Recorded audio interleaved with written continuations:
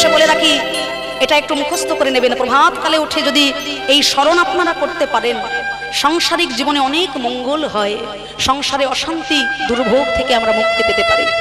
প্রভাতিজ্জৎ শরণ্যত্যং দুর্গা দুর্গাক্ষরদ্বয়ম আপদদর্শনশান্তি তমো সূর্যোদয়ে তথা। পুণ্য শ্লোক নলরাজা, পুণ্য শ্লোক যুধিষ্ঠির, পুণ্য শ্লোকাচ বৈদেহী, পুণ্য শ্লোক জনার্দন, অহল্যা, দ্রৌপদী, কুন্তি, তারা, মন্দোদরী তথা পঞ্চকন্যা শরণ্যত্যং মহাপাতক নাশন।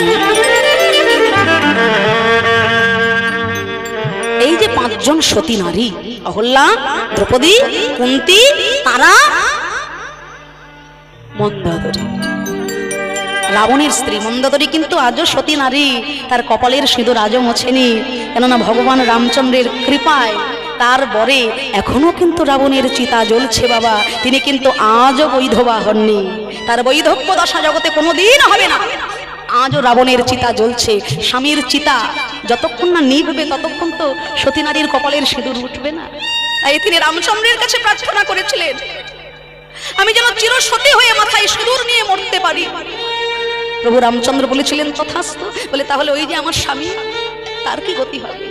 তা ওই যে রাবণের যে চিতা আজও জ্বলছে, এখনো নিভে না। তাহলে মনে বড় বেদনা, মন্দোদরীর স্বামী নাই, এখন আমি কোথায় যাব, কি করব? না, স্বামী তো একটি পাত্রে আমার কাছে বিষ রেখে গিয়েছিলেন। আহা, স্বামী যদি নাই, ওই বিষ পান করে আমি আমার জীবনটাকে বিসর্জন দিয়ে দেব। যেই না ওই বিষ ভেবে ওই রক্তপাত্র থেকে নিয়ে পান করেছেন, কিছুদিন যেতে না যেতেই গর্ভধারণ হলো মন্দোদরী। গর্ভাবাস লক্ষণ ধীরে ধীরে লক্ষ্য করলেন তিনি। নারী যদি গর্ভবতী হয়, সে গর্ভের লক্ষণ দিনে দিনে প্রস্ফুটিত হয়, সবাই বুঝতে পারে, জানতে পারে, দেখতে পায়। তা মন্দোদরী যখন গর্ভবতী হলেন, ওই রক্ত বিষ বলে পান করে তিনি গর্ভ হলেন। তা গর্ভবতী হওয়ার সঙ্গে সঙ্গে তার গর্ভাবাস লক্ষণ যখন তিনি বুঝতে পারলেন, তিনি মনে মনে বড় লজ্জা পেলেন, বড় ভয় পেয়ে গেলেন। সকলে আমাকে সতী সাধ্বী বলে, স্বামী ঘরে নাই, এমত অবস্থায় আমি কি করে গর্ভবতী হলাম? হায় হায়, এ কি লজ্জা! এ মুখ আমি কাকে আর দেখাবো? স্বামী ঘরে নাই, এভাবে এমত অবস্থায় কি করে আমি গর্ভবতী হলাম? মিথিলা নগরে তিনি বনের মধ্যে, মাঠের মধ্যে তিনি গর্ভপাত করলেন। সেই মিথিলার যিনি রাজা, রাজা জনক, তার রাজ্যে তখন খরা, বৃষ্টি নাই। মুনি ঋষিরা বিধান দিলেন যে রাজা যদি নিজ হাতে মাটিতে লাঙলের ফলা দিয়ে চাষ করে, সেই মাটিতে বৃষ্টি আসবে, ফসল ফলবে। রাজা জনক যখন ওই মিথিলার মাটিতে লাঙল দিয়ে কোপ দিতে গেলেন, তখনই পেলেন ওই মাটিতে স্বর্ণকান্তির ন্যায় দিক বিদিক আলো করে রাজার কোলে এলেন জগৎ জননী সীতা দেবী। সকলে জানল রাজা জনকের কন্যা তিনি। কন্যাকে কোলে করে নিয়ে তিনি প্রাসাদে ফিরে এলেন। তাহলে অদ্ভুত রামায়ণ থেকে আমরা পাই যে সীতাকে হরণ করলেন রাবণ রাজা, একদিক থেকে বিচার করতে গেলে সেই সীতা কিন্তু রাবণের কন্যা। তাহলে বাবা কি কখনো মেয়েকে চুরি করতে পারে, হরণ করতে পারে? এগুলো আগে থেকেই নির্ধারিত। আবার অনেকে আমাকে প্রশ্ন করেছেন যে ভগবান রামচন্দ্র, তিনি সীতা দেবীকে উদ্ধার করতে গিয়ে পশুর সহায়তা নিয়েছেন, তাই না? এগুলো বলতে গেলে অনেক সময় চলে যাবে, মায়েরা আমাকে গাল দেবে। বলবো একটু অল্প করে বলি। যিনি পূর্ণব্রহ্ম স্বয়ং ভগবান, সীতাকে উদ্ধার করার সময় দেখবেন হনুমান, জাম্ববান যদি সহযোগিতা না করতো, সীতা উদ্ধার কখনো হতো না প্রভু রামচন্দ্রের। তাহলে এটা কেন হলো? তিনি তো ভগবান, তিনি তার স্বর্গলক্ষ্মীকে উদ্ধার করতে গিয়ে পশুর সহায়তা নিলেন। এটাও পূর্ব নির্ধারিত, এটাও পূর্ব নির্ধারিত। রাজা অম্বরীশের কন্যা, তিনি ছিলেন ভক্তিমতী, স্বয়ং লক্ষ্মী অংশে হয়েছিল তার জন্ম। তিনি মনে মনে প্রার্থনা করেছিলেন যে স্বয়ং বিষ্ণু নারায়ণকে যেন আমি আমার স্বামী রূপে পেতে পারি। কিন্তু রাজা অম্বরীশের কন্যার এত রূপ, সেই রূপ দেখে নারদের মন বিচলিত হয়ে গেল। নারদ তো বড় ভক্ত, তাই মনে মনে তার একটু অহংকার হয়েছিল যে আমার থেকে বড় ভক্ত, বুঝি বিশ্ব ব্রহ্মাণ্ডে আর কেউ নাই। ভগবান অন্তর্যামী, ভক্তের দুটো জিনিস তিনি সহ্য করতে পারেন না, এক হলো ভক্তের চোখের জল, দুই হলো ভক্তের মনের অহংকার। ভগবান চিন্তা করলেন চূর্ণ করতে হবে। ভগবান বাস হলো ভক্তের হৃদয়ে, সেখানে যদি অহংকার, কামনা, বাসনা, লোভ, লালসা থাকে তার তো হয় না। তাই নারদের মনে ইচ্ছা জাগলো, আহা এত সুন্দর নারী, আমি যদি বিবাহ করতে পারি তাহলে আমার থেকে সৌভাগ্যবান পুরুষ আর কেউ থাকবে না। ওদিকে পর্বত রাজা, সেও অম্বরীশ রাজার কন্যাকে দেখে মুগ্ধ হয়ে গেলেন, বিবাহ করতে চাইলেন। রাত পোহালেই অম্বরীশ রাজার কন্যার স্বয়ম্বর সভা। বিষ্ণু নারায়ণের কাছে এসে নারদ বললেন, হে প্রভু, তোমার কাছে একটি প্রার্থনা, আগামী কালের জন্য আমার মুখটাকে এমন করে দাও যেন দেখে সবাই অবাক হয়ে যায়। রাজা পর্বত এসে একই প্রার্থনা করলেন, আমার মুখটাকে এমন করে দাও যেন সবাই দেখে অবাক হয়ে যায়। আসল সত্য ঘটনাটা খুলে বললেন না। ভগবান বললেন, বেশ তাই হবে। পরের দিন সকালে রাজা অম্বরীশের স্বয়ম্বর সভায় যখন সবাই গেছেন, স্বয়ং বিষ্ণু নারায়ণও উপস্থিত হয়ে বসেছিল সিংহাসনে। কেননা লক্ষ্মী অংশে অম্বরীশ রাজার কন্যার জন্ম, তিনি যে নারায়ণকেই প্রতিরূপে চেয়েছিলেন, তাই যখন ভগবান এসে বসেছেন, ভগবানের এক পাশে বসেছেন নারদ ঋষি, আর এক পাশে বসেছেন পর্বত রাজা। তারা একে অপরকে দেখছে আর হাসাহাসি করছে। কেন জানেন? ভগবান একটু ছলনার আশ্রয় করেছেন, ভক্তের অহংকার চূর্ণ করার জন্য আজকে নারদের মুখটাকে হনুমানের মতো করে দিয়েছে, যেন দেখে সবাই অবাক হয়ে যায়। আর ওদিকে পর্বত রাজার মুখটা সে হয়ে গেছে জাম্ববানের। সবাই তাদেরকে দেখে হাসছে, দুজনেই গলা পড়ায়, মালার কাউকে পরায় না কন্যা। অবশেষে নারদ বলছে, আরে বাবা, দুজনের মাঝে যে কোনো একজনকে তো মালা পরাও। দুজনের মাঝে বসেছিল পূর্ণ ব্রহ্ম স্বয়ং ভগবান, কন্যা আর কাউকে না খুঁজে পেয়ে পূর্ণ ব্রহ্ম স্বয়ং ভগবানের গলায় মালা দিয়ে স্বয়ংবর সভা থেকে প্রভু নারায়ণ লক্ষ্মী দেবীকে নিয়ে যাত্রা করলেন তাঁর অন্তর্ধাম। পরবর্তীকালে নারদ যখন নিজের মুখটা দেখতে পেল, সে তো একবারে রেগে আগুন। ছুটতে ছুটতে ওই পর্বত রাজা আর নারদ এসে ভগবানের সিংহাসনে এসে বলেছিল, শোনো প্রভু, আজকে স্বয়ংবর সভা থেকে আমাদের প্রেয়সীকে যেমন তুমি এইভাবে টেনে নিয়ে আনলে, একদিন আগত জন্মের লীলায় তোমারও স্বর্গ লক্ষ্মী হারিয়ে যাবে। আর আজকে যাকে তুমি হনুমান আর জাম্ববান করেছো, আগত জন্মে এই হনুমান আর জাম্ববানের দ্বারাই তোমার স্বর্গ লক্ষ্মী উদ্ধার হবে। নিতাই গৌর হরি হরি বল। সেই নারদ ঋষি হলেন হনুমান, বীর হনুমান, পবনপুত্র বীর হনুমান, সংকট মোচনকারী বীর হনুমান। আর ওই পর্বত রাজা হলেন জাম্ববান। তারা যদি না সহযোগিতা করতেন, বনে গিয়ে সীতা উদ্ধার কখনোই হতো না। ভক্তমণ্ডলী, ভক্তিমতী মায়েরা, লীলা কথা চলাকালীন একটি বিশেষ ঘোষণা আপনাদের কাছে আমরা নিবেদন করব। হ্যাঁ, আপনারা সবই বুঝতে পারছেন, এই যে এতগুলো দিন ধরে এত দলের আয়োজন, সেবার ব্যবস্থা, এত সুন্দর সুব্যবস্থা, সত্যি আপনাদের এই হরিবাসরে এসে আমরা মুগ্ধ। জানি না কতটা আনন্দ আমরা আপনাদেরকে দিতে পারছি, কিন্তু আপনাদের এই পরিবেশ দেখে আমরা সত্যি ধন্য। তা এই যে এত কিছু সুন্দর সুষ্ঠুভাবে হচ্ছে, এত ভক্তের সেবার ব্যবস্থা, এত দলের ব্যবস্থা, ভগবান এসেছেন মন্দিরে, সব কিছুর মূলে আপনাদের মতো গৌর গোবিন্দ অনুরাগী ভক্তের সাহায্য আর সহযোগিতা। আপনারা যদি সহযোগিতার হাত না বাড়িয়ে দেন, আপনারা যদি সাহায্যের হাত না বাড়িয়ে দেন, কখনো কারোর একার পক্ষে এই হরিবাসর চালিয়ে যাওয়া সম্ভব নয় বাবা। কলিযুগে জন্মগ্রহণ করে মহাপ্রভু ভিক্ষা করেছিলেন। যখন তার পৈতে হয়েছিল তখন একবার, যখন সন্ন্যাস নিলেন গুরু দক্ষিণা দিতে তখন একবার, পুরীধামে হরিদাস ঠাকুরের নির্জানে মহাপ্রভু তখন আঁচল পেতে দাঁড়িয়ে দাঁড়িয়ে ভিক্ষা করেছেন। তাই এই যে আমার ভক্তরা আপনাদের সকলের কাছে তাদের ভিক্ষার ঝুলি নিয়ে যাচ্ছে, দেখুন এখানে আমার দাদারা রয়েছে, ছোট ছোট ভাইয়েরাও রয়েছে। এই যে এই জীবনের মাঝ পথে এসে, জীবনের প্রাককালে যারা যারা কৃষ্ণ ভজনের মধ্যে আজকে ডুবেছেন, এই যে ছোট ছোট ভাইয়েরা, দাদারা, সত্যি এরাই তো আমাদের পরবর্তী প্রজন্মকে ধীরে ধীরে এগিয়ে নিয়ে যাবে।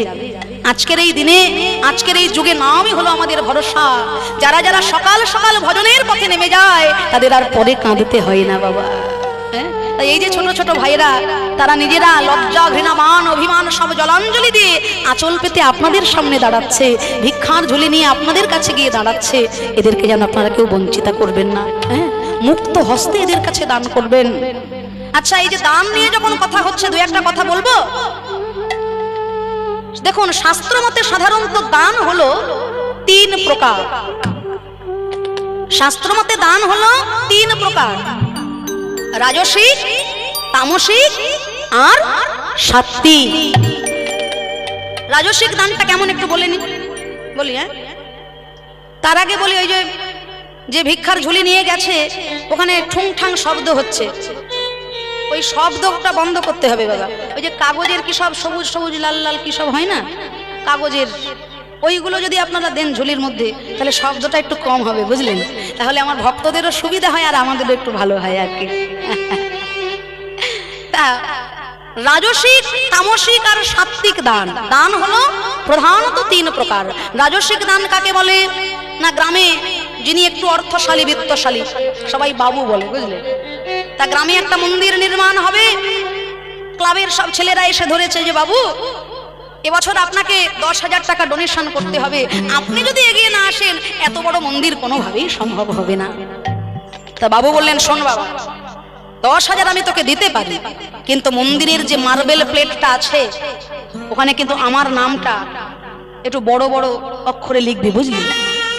আরে বাবা, দূর দূরান্ত থেকে যারা আসবে তারা তো আমার নামটা একটু দেখুক নাকি গো, তবে তো ভালো লাগবে। এরকম অনেকে আছে না, দেখবেন 10টা টাকা সেফটি পিনে করে আমার কাছে নিয়ে এসে অনেক মায়েরা কানে কানে বলবে, ওমা একটু বলে দাও অমুক গ্রাম থেকে আমি অমুক, আমার ছেলে অমুক, আমার নাতি অমুক, হ্যাঁ, আমাদের যেন পরিবারের সবার মঙ্গল হয়, লোকে একটু জানুক যে আমি 10টা টাকা দিয়েছি, বুঝলি? বৃন্দাবনে যাবে, দেখবেন বড় বড় মারোয়ারি ভক্তরা সেখানে হাজারের গল্প নেই, লক্ষ লক্ষ টাকা মন্দির কমিটিকে দান করছে, কিন্তু একটাই নিবেদন, বাবা ঠাকুর নাম যেন প্রকাশ করবে।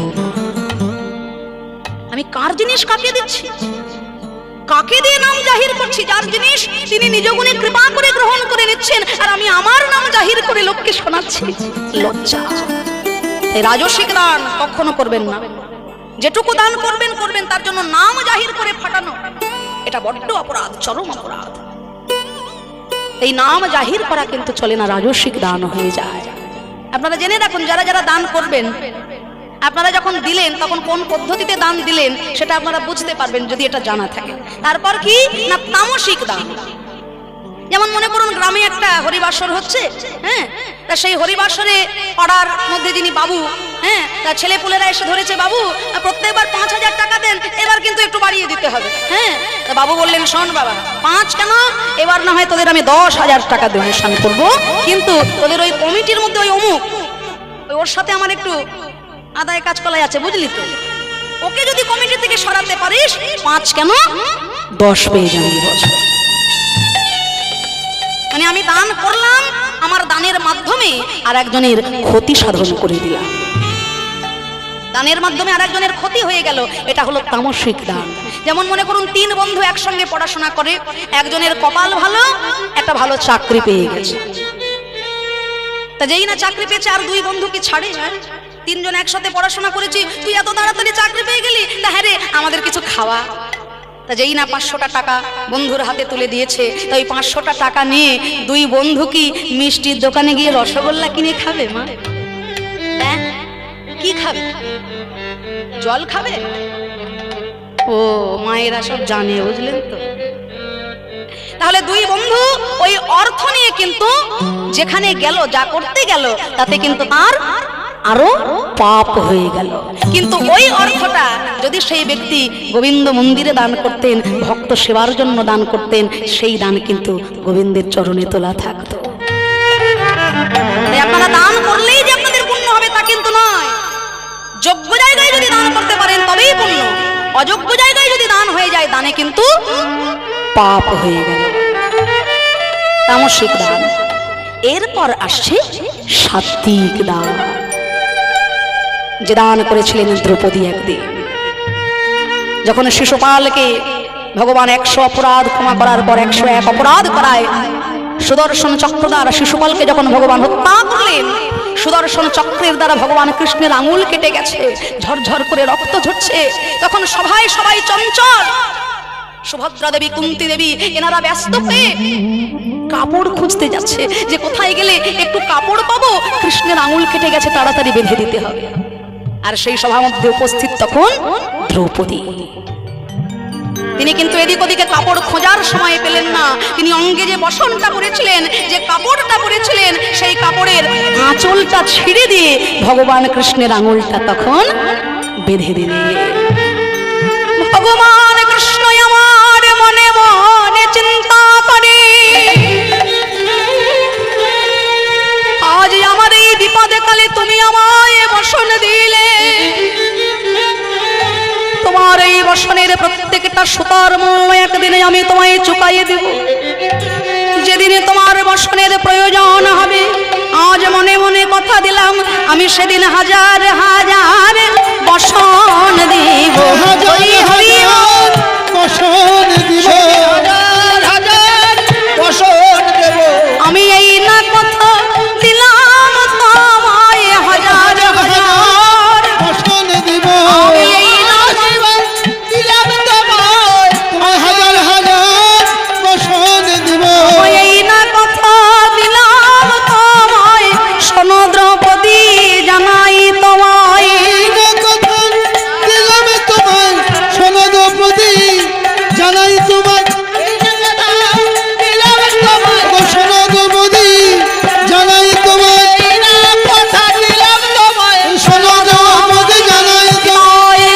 হরি হরি দ্রৌপদী জানাই তোমায়। এই না কথা দিলাম তোমায়, শোনো দ্রৌপদী জানাই তোমায়। এই না কথা দিলাম তোমায়, হাজার হাজার বসন দিব। ভক্তমণ্ডলী, ভক্তিমতী মায়েরা, দেখুন ভগবানের বিপদকালে দ্রৌপদী এক টুকরো বসন দিয়েছিল ভগবানের সেবায়। কিন্তু সেই দ্রৌপদী যখন বিপদে পড়লেন, দুর্যোধনের কথা মতো দুঃশাসন যখন বস্ত্রহরণ করতে গেল, বস্ত্রহরণ করেই চলেছে, বস্ত্রের স্তূপ হয়ে গেল। সেদিন কিন্তু ভক্তবৎসল ভগবান হাজার হাজার বসন যোগান দিয়ে দ্রৌপদীকে রক্ষা করেছিলেন। কেন রক্ষা করলেন না? দ্রৌপদী ভগবানের সেবায়, ভগবানের জন্য এক টুকরো বসন নিষ্কাম ভাবে দান করেছিলেন, কিছু পাওয়ার আশায় না। কিছু পাওয়ার আশায় তিনি ভগবানের কাছে দান করেননি। গোবিন্দের জন্য তিনি এক টুকরো বসন দিয়েছেন। সেই বসনের প্রত্যেকটা সুতোর মূল্য চোকাতে গিয়ে স্বয়ং ভগবান দ্রৌপদীর বিপদকালে হাজার হাজার বসন যোগান দিয়ে তাকে রক্ষা করলেন।